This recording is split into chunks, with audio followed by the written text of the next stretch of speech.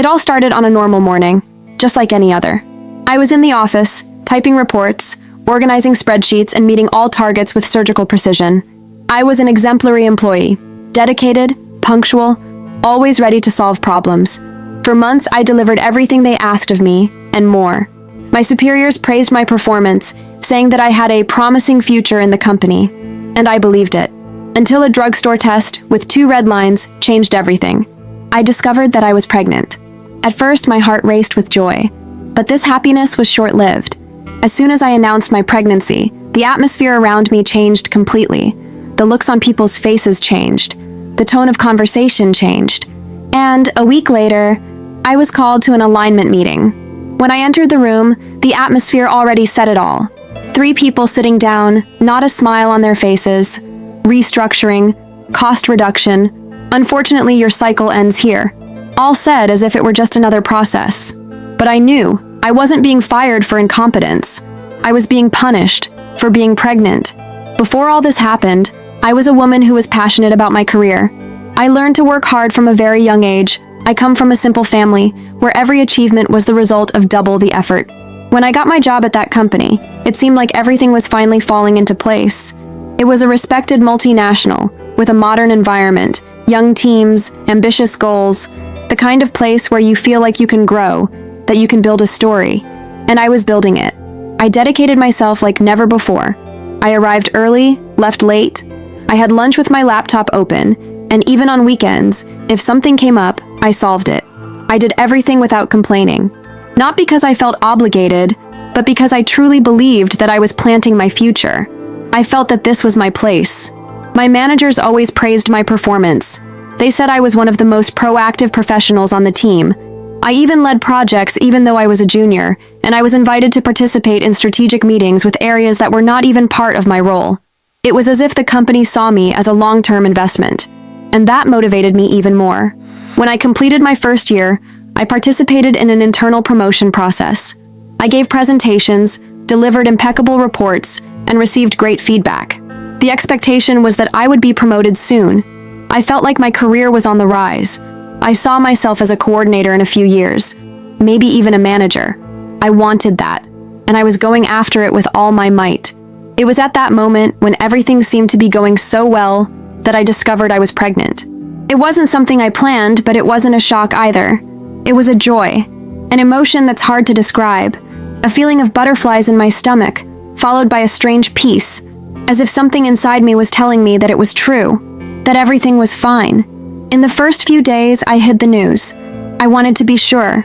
I went to the doctor, did tests, saw that little heart beating for the first time, and I cried. Alone in the ultrasound room, I cried. It was real. I was going to be a mother. I started imagining 1,000 things. How to tell my family, how to set up the room, how to organize the finances, and of course how I would tell my work. After all, I knew it wouldn't be easy, but I never imagined it would be so hard. The decision to tell the company came after much thought. I waited until I was 3 months pregnant, as tradition and medical care dictate. That week, I mentally prepared my speech. I wanted to be professional. I wanted to show that my pregnancy would not change my commitment, that I would continue to deliver, work hard, and participate in everything. Only now, with a baby growing inside me. Deep down, I thought I would be well received. After all, I was part of the company. I thought I had built a relationship of trust and partnership there. I scheduled a meeting with my direct manager, took a deep breath, and told him. I said with a smile, "I'm pregnant." He smiled back, but it was a short smile. Quick, almost forced. Then the mood changed. The congratulations came a little curt, the meeting ended quickly, and he said that we would talk about the next steps later. From that day on, everything changed. For real. It wasn't an exaggeration in my head. It wasn't the sensitivity of pregnancy. It was real. The way they spoke to me became more distant.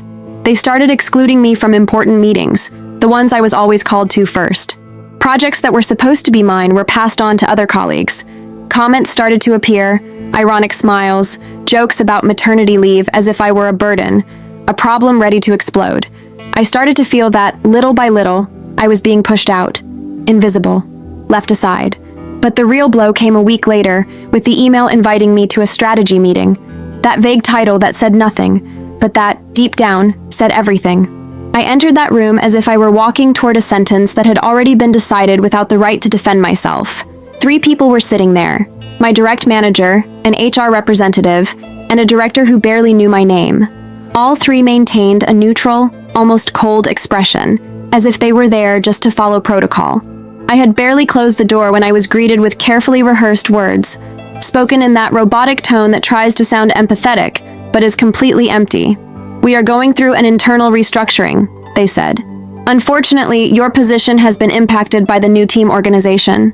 I still tried to intervene, asked for explanations, questioned the criteria, but the answers were vague, full of corporate terms that meant nothing. That was not a conversation. It was an execution disguised as a formality. The decision had already been made, and no word from me would make a difference. I left that room in silence. I felt like I had been erased. No goodbye, no acknowledgement. Just a folder with papers and a notice that HR would call me with more information about the termination procedures. At the company door, I stopped for a few seconds. I felt the weight of the world on my shoulders. I was pregnant, unpaid, and completely helpless. I didn't know whether to cry, scream, or pretend that it wasn't happening. I picked up my cell phone and called my mother, and as soon as she said hello, my voice broke. I told her everything between sobs, with my throat tight and my heart breaking. She tried to calm me down, said we would figure it out, but at that moment, all I could think about was how unfair it was. I had done everything right. I had dedicated myself, given myself, believed in that company, and at the moment when I needed support the most, I was discarded as if I had never mattered. In the following days, I sank. I spent hours staring at the ceiling, trying to understand where I had gone wrong. I felt guilty for being happy about the pregnancy. I thought, should I have waited longer? Should I have hidden it? My head became a battlefield, and my self-esteem was gradually being crushed. And along with it came fear. How was I going to pay the bills? How was I going to buy the layette? How was I going to guarantee a minimum of stability for the baby? Those were weeks of despair. The bills kept arriving, my body changed every day, and I no longer even recognized my reflection in the mirror. But in the midst of this chaos, something began to grow inside me, something beyond the life that was forming in my womb. I began to feel a different kind of anger, a silent indignation that, little by little, began to take shape. It was no longer just sadness. It was an uncomfortable certainty that what they had done to me was illegal. I began to research. I spent nights reading articles, labor laws, stories from other women. I discovered that what had happened to me had a name: pregnancy discrimination. It was more common than I imagined.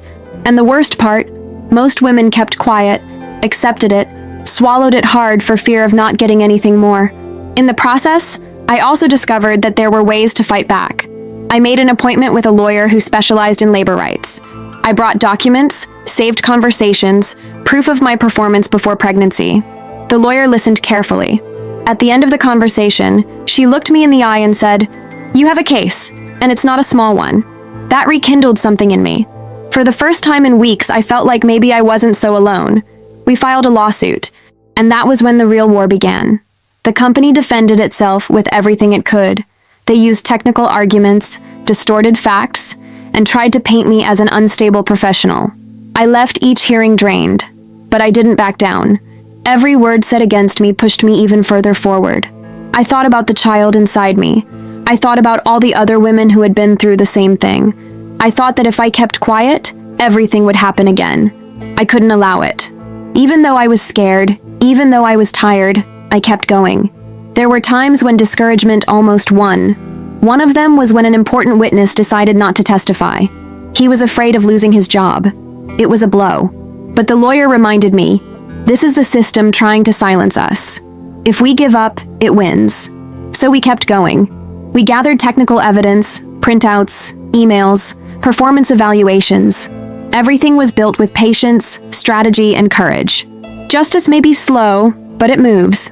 After months of legal battles, the decisive hearing finally came. I remember sitting on that bench with my belly already visible and looking at the faces on the other side. The same people who once promised me growth were now struggling to deny reality. But that day, the judge read everything, heard everything, understood everything, and handed down the sentence: conviction for discriminatory dismissal. The company was forced to pay compensation for moral damages, reinstate rights, and publicly acknowledge the error. I won. But more than a legal victory, that was a personal victory. A response to the system. A declaration that my motherhood was not a mistake, that no one else should go through what I went through. This victory had repercussions. Several media outlets reported on the case. I received messages from women I had never met, telling similar stories, thanking me for not keeping quiet. And then, an unexpected invitation arrived. A TEDx curator saw my story and wrote to me, "We want you to share this on stage. The world needs to hear it." I accepted. And that day, when I went up on stage with light in my eyes and a firm voice, I realized that the pain that once destroyed me was now used to build me up. But that part of the story is yet to come. The preparation for the TEDx stage began with a heavy silence. It was as if I were facing a responsibility much greater than I could measure. I wasn't just going to tell my story. I was going to expose a system that silences women every day. That speech wasn't just mine. It was for all the mothers who were laid off in silence. It was for all the women who had to choose between their careers and motherhood, not by their own will, but because they were forced to do so by unfair structures, negligent companies, and cowardly leaders. With each draft I wrote, I felt the weight and urgency of the message. And with that weight, also came fear.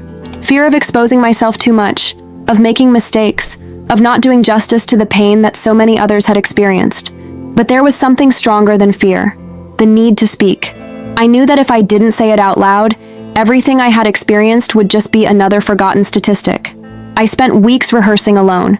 I recorded audio, timed the time, and adjusted the words. I relived every moment of the story, from the day I was fired to the court ruling, going through every night of crying and every moment of doubt. Saying all that in public took courage, but I didn't want to over-dramatize or soften the truth. I just wanted to be real, true, and to show that behind every number is a life, a story, a woman who was reduced to silence. The day of the event was approaching, and with it, an inner turmoil. I received the event script and saw the other speakers. Incredible people, with impactful stories. And there, among all those names, was mine. The night before my performance, I slept badly. I woke up several times, imagining the audience, imagining possible reactions. But deep down, what worried me most was living up to the path I had taken up until then. When dawn finally came, I got up, got ready, and left the house with my heart racing. On the way, I listened to a playlist I had used during my pregnancy, as if each song was reminding me of the strength I had. I arrived at the theater early. I went into the dressing room, took a deep breath, looked in the mirror, and said to myself, "You have already won. The stage is just a consequence."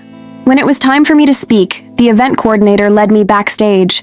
I could hear the previous presentation ending. The applause filled the auditorium.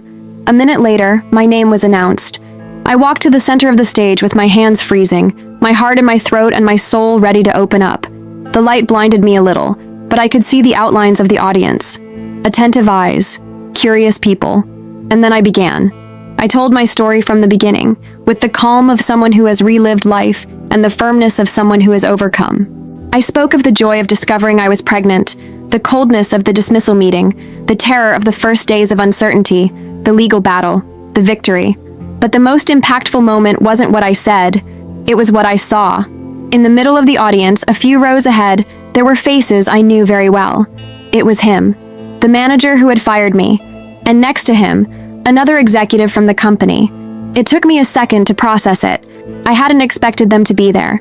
I didn't know if they had been invited, if they knew I would be there. But at that moment, I was sure they were listening to everything. Every word, every detail, every sentence. I looked directly at them and kept talking. I didn't change a line. I didn't hide anything, quite the opposite.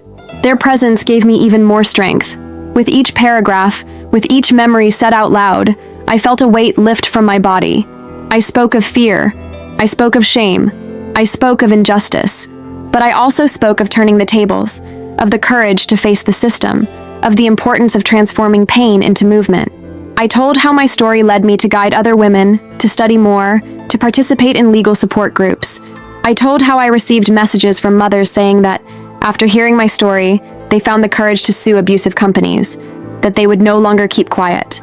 I told how my daughter was born strong and healthy, and how she would one day become the reason I never gave up. With each word, the audience's attention grew. No one moved. An absolute silence took over the theater. A silence that was not of boredom, but of impact, of respect. At the end of my speech, I left a sentence that was not in the original script. I looked directly at the row where the two executives were and said, "Being a mother has never been a problem. The problem is a system that treats pregnancy as a weakness. But today, here, I am standing, and there is no conference table that can erase that." After that, the silence was broken by a wave of applause. Intense, sincere, emotional. I left the stage with my legs shaking, but with a firm heart. I had done what needed to be done. Backstage, people came up to me. Some were crying, others wanted to hug me. A girl from the technical team said to me, "Thank you. You told my story too." That night, I went home with a sense of mission accomplished. But more than that, with the certainty that the pain had not defeated me. It had transformed me. Public exposure, which had previously frightened me, was now my ally. What they had used to silence me became what amplified my voice. And knowing that those responsible for everything were there, listening, without being able to interrupt, was a form of justice that no court could have offered. Days later, the TEDx video went live. And within hours, it started to spread. Shares, comments, and interview invitations started to arrive. But the most important thing was the private messages. There were hundreds of them. Women telling stories of harassment, of being fired during pregnancy, of being afraid of getting pregnant because of their careers. Some were going through exactly what I had been through. Others had already been through it and had kept it quiet for years. And they all said the same thing. Now I know I'm not the only one. That's when I understood that the speech wasn't the end. It was just the beginning. That stage was just the first of many. The impact of this event gave me new opportunities. I was invited to participate in discussion groups at universities, to debates on gender equality in companies, and to participate in live broadcasts with women's rights experts. I created a profile on social media where I began sharing accessible legal information, stories from other women, and guidance on what to do if you are fired during pregnancy. I saw this community grow rapidly, and not because I was looking for fame, but because there was a void, a need to be heard, welcomed, and acted upon. I turned my pain into a tool. My stage became a trench. And every woman who felt stronger after hearing my story reminded me why I couldn't have given up. Today, I no longer do what I used to do. My life took a different direction, a more difficult path, but a much truer one. Because now, my profession is the truth. My mission is to speak out. My fight is for everyone. But none of this would have happened if I had kept quiet, if I had accepted what they did to me. That's why, every time I tell this story, I say, we cannot accept silence as fate. Because every time someone keeps quiet, the system wins. But every time someone speaks, the system trembles. And that day, on that stage, it trembled. After the talk, when the stage lights went out and the adrenaline gave way to the silence of my room, I finally understood what had happened to me over the course of those 2 years. Everything that had seemed fragmented, the tears, the fear, the struggle, the fury, the exposure, the courage, now connected like parts of the same organism. My story, which had previously seemed like a tragic accident, was now a narrative with direction, with an arc, with a purpose. But above all, it was a wound transformed into a tool. For a long time, I believed that my dismissal was an end. Today, I know that it was a turning point. It's not easy to process all of this. Even with the legal victory, even with the repercussion of the talk, even with the messages of support, there were still times when the pain returned. The dismissal was an assault, and all assault leaves scars. What changed was the way I related to this scar. Before, I hid it. I was ashamed of appearing weak, of appearing too sensitive, of not having anticipated that they might treat me this way. Later, I understood that fragility is not the opposite of strength, that being hurt and standing up are not contradictions. They are precisely the definition of what it means to resist. While the talk was circulating on the internet, I received a message that, I confess, paralyzed me for a few seconds. It was from the secretary who worked directly with my former manager, the same one who participated in the dismissal meeting. She had watched the video and, with obvious care in her words, wrote, "I will never forgive myself for not saying anything back then. I knew what they were doing. I watched you slowly being erased, and I remained silent. But hearing your speech made me understand how much it cost you, and how much it cost me too. I read it with tears in my eyes. Even though I didn't hold a grudge against her, because I knew how fear imprisons, that message was proof that the truth has the power to break through walls. The weeks that followed were a whirlwind. I was invited to participate in a debate committee on policies for including mothers in the corporate environment. On another occasion, I went to Brasilia for a public hearing on gender discrimination in the job market. And on each of these occasions, I told my story. Not as a victim, but as someone who transformed trauma into action. I began mapping other women in similar situations. I created an online forum so they could share their experiences anonymously. In less than a month, I received more than 500 reports. Absurd cases. From women who were fired right after announcing their pregnancy, to others who were psychologically harassed during maternity leave with messages like, "It's time to go back," or "I hope you're rested because the team is overloaded." These stories gave me a cruel clarity. My case was not an exception. It was the rule. The exception was that I reacted, that I exposed myself, that I won, and this could not be left to me alone. I gathered a small group of lawyers, psychologists, and communicators willing to create something bigger. Thus was born a social project called Elas Não Vão Se Calar. They won't keep quiet. A space for listening, legal advice, production of informative content, and emotional support for women who are victims of discrimination at work because of motherhood. The project started small, but grew quickly. Because where there is truth, there is movement. Returning to my personal life, my daughter was already 1 year old. She was learning her first words. One night, she clung to my legs and said with that imperfect but intentional sound, "Strong, Mommy." I held back my tears. Because there was the answer to everything. The reason why I never lowered my head. The reason why I endured every hearing, every negative story they tried to plant against me, every attempt to silence me. I wanted her to grow up in a world where women didn't have to choose between working and being mothers. Where pregnancy wasn't a reason for punishment, but for celebration. Once, during a live broadcast with a feminist psychologist, she told me something I've never forgotten. "You've experienced what many people experience in silence. But by becoming a spokesperson for this pain, you also carry the responsibility of transforming this pain into politics." That made me think. Until then, my work had been social and community-based. But what if I could influence structural changes? I started studying. I went back to taking courses. I participated in debates on equity, maternity at work, and the review of laws protecting pregnant women. And little by little, my name began to be remembered in decision-making spaces. I received invitations to contribute to legislative agendas. I started writing articles. I appeared in interviews with experts. But all of this while keeping my feet on the ground. Because the truth is that even though I was occupying these spaces now, I am still the same woman who left the meeting room crying with a folder in her hand and an uncertain future ahead of her. I am still the one who heard "We no longer have space for you" when she needed stability the most. And that memory never leaves me. She guides me. Because it's not just about my story. It's about the story I represent. And that's why, every time I'm invited to speak, I go back to the beginning. I go back to that feeling of injustice. I go back to the first cry in the bathroom. I go back to the cold email of my dismissal. And I speak with the same indignation, with the same courage, with the same fire. Because if one day they wanted me to remain silent, today my mission is to amplify the cry, and to cry out for myself, for her, for everyone.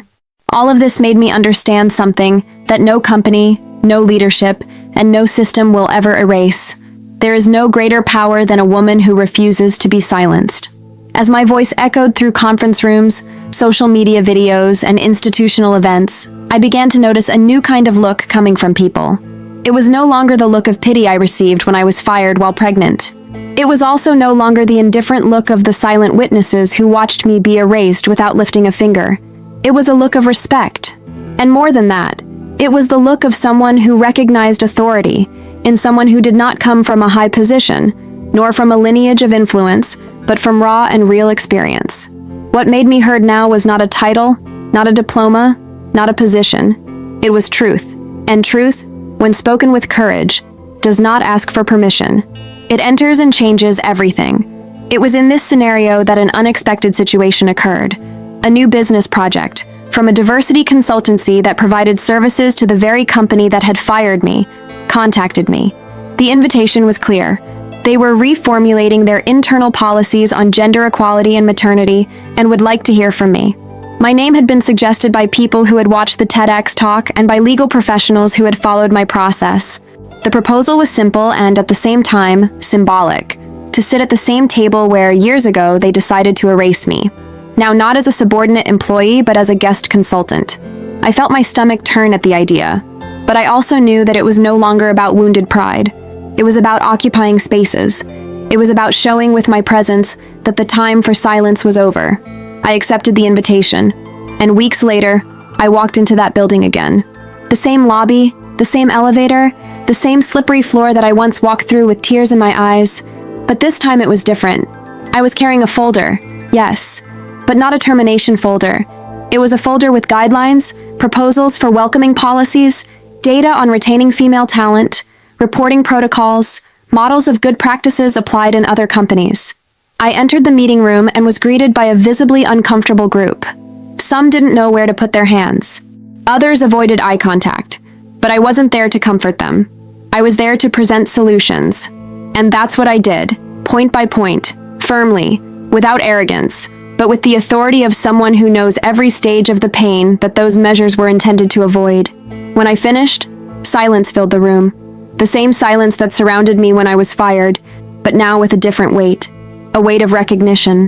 One of the directors, the same one who was present when I was fired, asked to speak. He said that, at the time, he did not understand the gravity of what they were doing, that they acted based on technical decisions, and that they never imagined the human impact of that. I did not apologize. I did not offer forgiveness. I simply said that the consequences of our actions do not disappear with words. They are transformed with attitudes. And that I expected their attitude from then on to be one of protecting what they once destroyed. I stood up and left the room with my head held high. And at that moment, I understood what true revenge is. It is not repaying in kind. It is growing so much that you become impossible to ignore by those who try to diminish you. This experience made me reflect deeply on justice. When we talk about winning a lawsuit against a company, many people only think about compensation, financial compensation. But the real triumph is not in the money. It is in the symbolic reparation. It is in seeing the system that excluded you being forced to transform itself because of your resistance. It is in walking through the doors that were previously closed to you. It is in not lowering your eyes anymore. It is in occupying, with dignity, the spaces that tried to deny you. And above all, it is in seeing that your story served as a bridge for other women who came after. Women who now go to work pregnant knowing that they have rights, that they have a voice, that they have a network, that they have a reference. This is justice. This is revolution. As time went by, I realized that my journey was no longer just personal. It had become a political, educational, and transformative tool. And this understanding led me down another path. I began to train other women so that they could also be disseminators of knowledge. I created workshops on the rights of pregnant women in the corporate environment. I formed partnerships with unions, universities, and community centers. Regional centers for the project were born. In every corner of the country, voices were raised, each one with their own story, their own pain, their own strength. And they all had something in common. They no longer accepted the logic that blames women for getting pregnant. They no longer accepted the idea that motherhood and competence are opposites.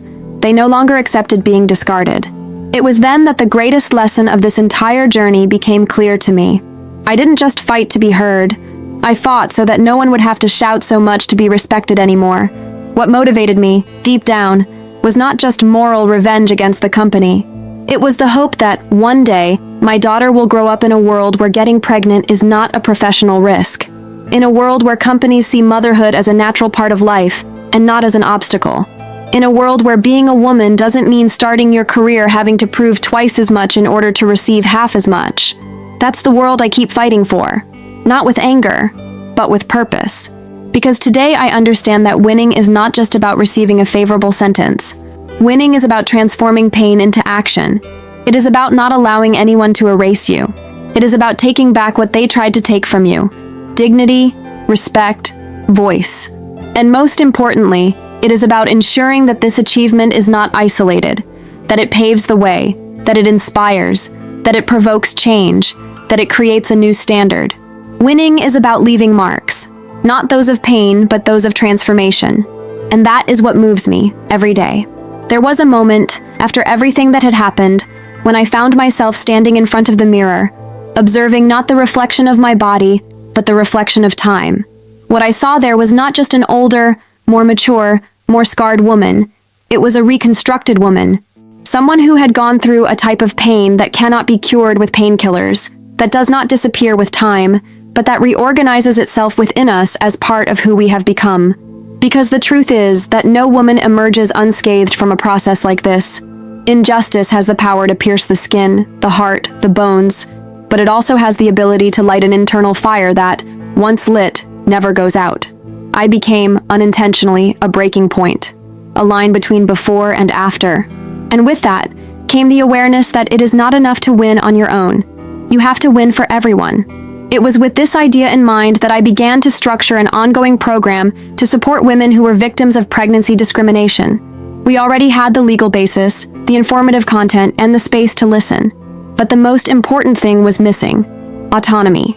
Because it is very easy to fall into the trap of being the eternal voice of pain, the survivor, the one who keeps repeating her own tragedy as a trophy. I didn't want that. I wanted other women to speak out too, to tell their stories with the same space and respect that they gave me. I created a training for multipliers, focused on transforming victims into leaders. Women who had experienced erasure and were now leading discussion groups, creating content, and providing legal guidance with the support of volunteer lawyers. This generated a direct and concrete impact. In less than 6 months, we were able to monitor and provide guidance on more than 200 cases in different regions of the country, involving everything from small companies to large multinationals. But the most remarkable thing about this stage was not the numbers. It was the meetings. I remember a conversation in a small town where a young woman, with a baby in her arms and a shaky voice, said she was only there because she had watched my TEDx talk. She had been fired after reporting her pregnancy, exactly as happened to me. But unlike what I did at the time, when I withdrew, blamed myself, and kept quiet, she arrived armed with information. She took a lawyer to the termination meeting, recorded the conversations with HR, contacted the union, obtained an injunction for reinstatement, and now she was there to help others do the same. That broke me, because that was exactly what I dreamed of when I decided not to keep quiet. That was what sustained me on the days when I thought I was alone. That was what gave meaning to everything. Seeing this chain of transformations brought me a new dimension of understanding. The violence we suffer is systematic, yes, but our ability to respond can be too. We just need to stop acting in isolation. We just need to see ourselves as allies, not competitors. We just need to understand that by protecting one, we are protecting all. Motherhood, which had previously been used as a justification for dismissal, was now the force that moved an entire structure of resistance. The crying of babies during face-to-face meetings, which could previously have been seen as interference, was now a symbol of our revolution. We were doing politics with children in our arms, and that was powerful. Of course, there was still resistance.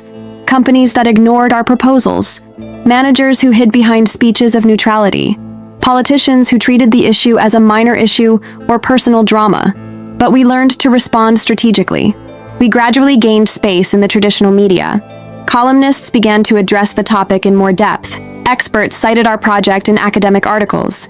We won awards for social innovation. But most importantly, we created a solid support and reporting network. In a scenario where women felt alone when they suffered discrimination, they now knew where to turn, who to count on, what to do. And that changed everything. At the same time, I began receiving invitations to speak at companies. Many of them did not know how to deal with the issue of pregnancy in the workplace. Some, in fact, wanted to improve their policies. Others just wanted to protect themselves legally. But in both, I saw an opportunity to sow change. And that is exactly what I did. In each audience, I told my story not as a warning, but as a warning. Companies that ignore this issue will be falling behind. Because the future is diverse. The future is fair. The future is feminine. And in it, there is no room for structures that punish fertility as if it were a character flaw. The impact of these statements began to multiply. Companies created maternity support committees. They restructured internal policies to ensure stability during and after pregnancy. They adopted reporting channels with serious monitoring. Some even created professional reintegration programs for mothers returning from maternity leave. These were not perfect changes. There was a lot to be done. But the fact that these measures were happening because of a story like mine, and mainly because of the collective courage that was formed afterwards, was a sign that we were, indeed, changing the game. It was in this context that I was invited to write a book. The idea was to transform my life story into an accessible, inspiring, and informative narrative. I accepted the challenge with the commitment not to romanticize anything. I didn't want it to be a fairy tale-like tale of overcoming obstacles. I wanted to show reality as it is. Hard, violent, and sometimes dirty, but always with the possibility of reaction. The book was divided into 3 parts: the fall, the struggle, and the rebuilding. And each chapter was stitched together with stories from other women, data, and analyses. When it was released, I received an email that had a profound impact on me. It was from a 17-year-old girl who was pregnant, had been kicked out of her home, and was afraid she wouldn't be able to continue her studies. She wrote, "Your book gave me the courage to try. Not to win yet, but to try. And that today is all I needed." That confirmed that the greatest victory someone can achieve after being wronged is not seeing someone else punished. It is seeing the world changed by the impact of what was built from injustice. It is seeing each step you take become a bridge for someone else. It is seeing your story stop being just a scar and become a path. And when that happens, the pain takes on new meaning. What once hurt now pulsates. What once burned now lights up. What once seemed like the end is now the starting point for other journeys. The months that followed the book's release were marked by a silent but profound turning point. It was no longer just about my story or about cases of pregnancy discrimination in the workplace. It was about a movement that was gaining momentum, voice, and awareness. Where before there had been only solitary indignation, there was now mobilization. I began to receive invitations to participate in public policy evaluation panels. I was included as a collaborator in labor standards review committees. And finally, I was called to join an interinstitutional team to combat gender violence in labor relations. I, who had been discarded without warning, without dignity, without even a good luck, was now there, writing paragraphs that would one day be read as law. None of this was planned. None of this was part of a personal roadmap to overcoming obstacles, but all of this was a direct result of the decision not to keep quiet. Alongside other women, experts, activists, and legal experts, I began working on building a unified protocol for cases of harassment and discrimination in the workplace based on gender, race, sexual orientation, and motherhood. It involved months of exhausting meetings, active listening with victims from all over the country, tense debates about what needed to change, and how to do it in a structural way. It was exhausting, but it was also redemptive, because it was as if, for the first time, we were shaping the tools that so many of us would have needed years ago and had not found. The goal was simple in theory and monumental in practice. No woman would ever have to go through what we went through without knowing who to turn to, what to do, how to protect herself. During this period, I came across stories that kept me awake at night. A woman was fired by email after announcing a high-risk pregnancy. Another was forced to sign a resignation letter so as not to tarnish the company's reputation. Cases in which the return from maternity leave was sabotaged with disguised emotions, forced transfers, project freezes, and strategic isolation. Stories of emotional mutilation, exhaustion, and postpartum depression aggravated by institutional humiliation. When I heard these stories, I always remembered myself, sitting on the living room floor, pregnant, with a briefcase on my lap, and a future in ruins. And with each new woman who joined the network, it was as if another brick was being added to this wall of resistance that, brick after brick, prevented silence from taking over again. It was during one of these public hearings that I received an invitation that made me hesitate. A large international conference on gender equality in the labor market, with representatives from more than 20 countries, wanted me to open the panel on policies to protect pregnant women. My name had been suggested by a UN expert who had read my book. It was a huge opportunity, but it also confronted me with an old fear, the fear of appearing too small for such a responsibility. Even though the entire path to that point had been paved with courage, I still carried within me that fear of someone who had once been treated as disposable. Of someone who listened without saying anything, kept quiet so as not to lose everything, and then had to pick up the pieces without knowing if I was still whole. But I took a deep breath, looked back, and realized that I was no longer alone. I was the sum of all those voices that had come together along the way. Of every woman who sent a message saying, "You said what I experienced." Of every baby who cried in the background of meetings and remembered that we were there for them too. Of every face that smiled when they finally knew they had someone to turn to. And then I accepted. I prepared my speech as if I were writing a letter to myself, in the past. I talked about how institutional violence disguised as corporate procedure is one of the most subtle and cruel forms of oppression. I talked about how it is impossible to talk about productivity, goals, and performance without first talking about care, acceptance, and justice. I talked about how transformation begins when we stop treating motherhood as a weakness and start recognizing it as a strength. And most importantly, I talked about how resistance requires more than courage. It requires a network. It requires structure. It requires that responsibility cease to be individual and become collective. The impact of this speech was immediate. International delegations asked for copies. Journalists sought interviews. Organizations requested partnerships. But the most important thing was what happened at the end of the event. A woman, a representative of a multinational company, took me aside and said, "You made me see that what we did in the past was not just a management error, it was a violation, and now I need to know how to make amends." From that conversation, an exclusive consultancy was born, focused on auditing discriminatory practices in large corporations. Not as a punitive instrument, but as a process of listening, accountability, and change. Because what those companies needed, what the entire market needs, is to stop treating women as risk variables and start recognizing them as structural to any healthy organization. This project expanded rapidly. Companies began to apply anonymous questionnaires to employees, collect data on maternity and return from leave, and listen to their stories without fear of internal repercussions. And when the data was compiled, the conclusion was unanimous.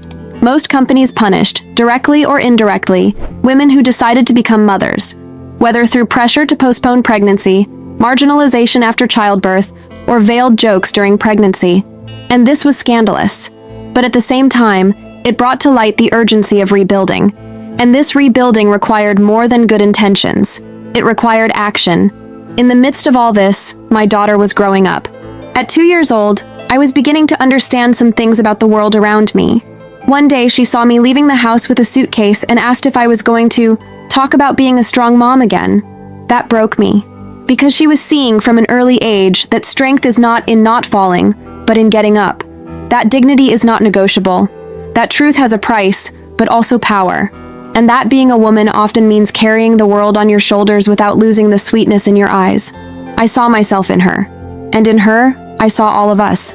Women who learned that too much silence kills, and that a word spoken at the right time saves. It was also during this period that I began to be approached by producers interested in turning my story into a documentary. At first, I resisted.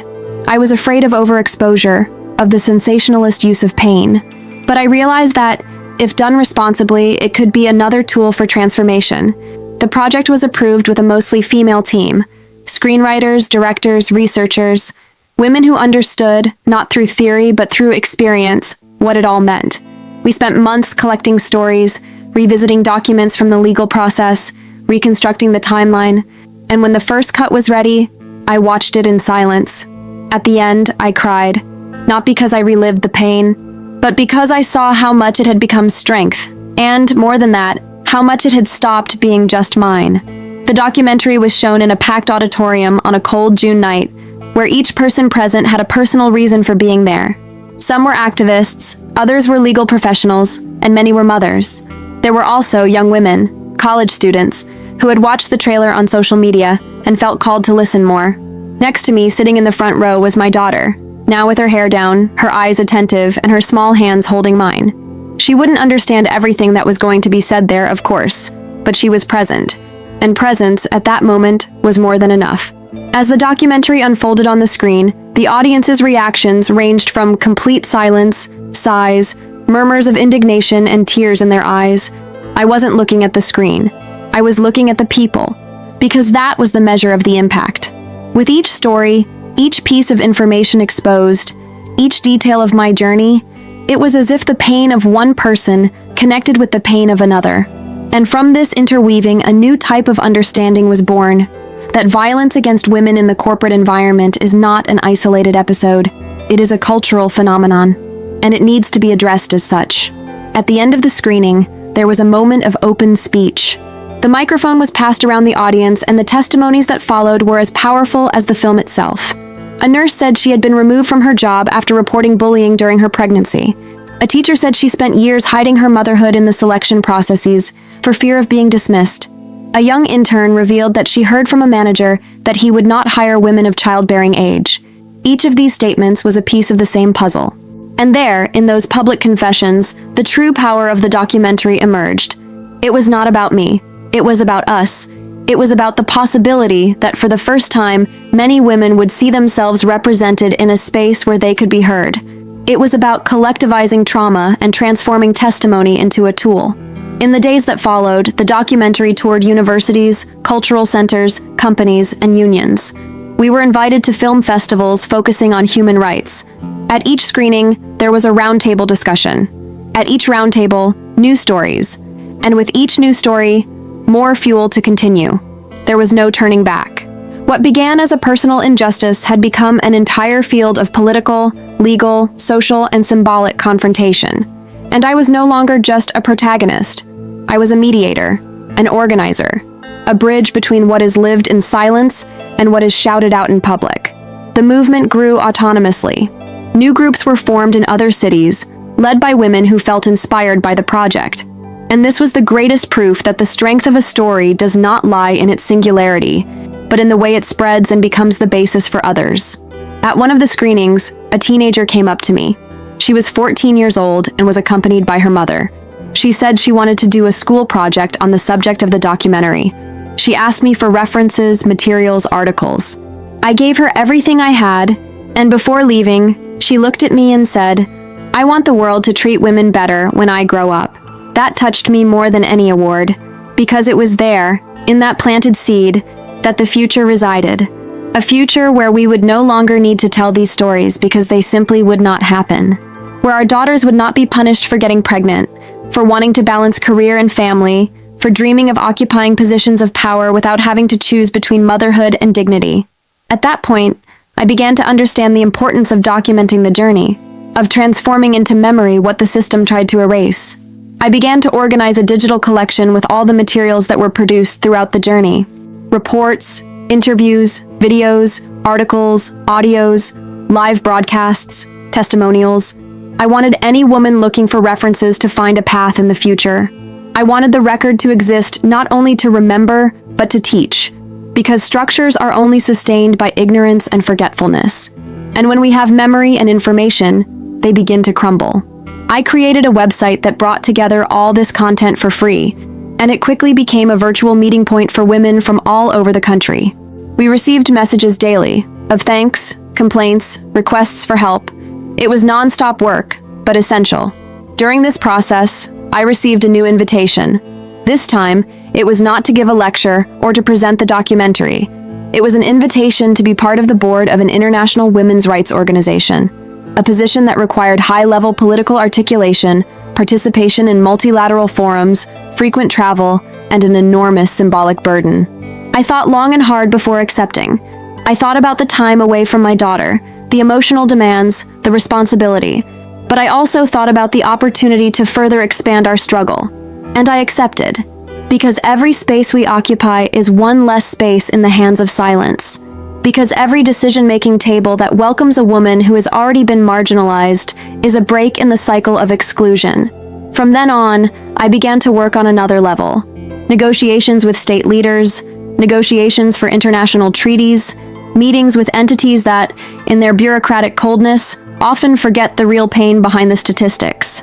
And that was exactly why I was called, to humanize, to show that numbers have names, faces, and stories, and that no policy will be effective if it does not start by listening to those who experience the problem firsthand. These were intense meetings, with profound cultural differences, but also with common points that were frightening.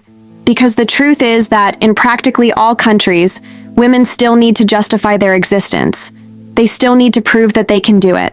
They still need to go out of their way to avoid being seen as a burden. And if this is the global scenario, the responsibility is even greater. Because our fight can no longer be local. It needs to be connected. It needs to be expanded. It needs to be continuous. That's why I keep going. Not because it doesn't get tiring, but because even though I'm tired, I know there's a crowd by my side. Women who walk even when they stumble. Who carry children, lawsuits, stories, and still stand firm. Women who were made to be silent, but who found in their own pain a reason to scream. And if there's one thing I've learned from all of this, it's that when a woman screams for her own dignity, she doesn't just speak for herself. She speaks for everyone.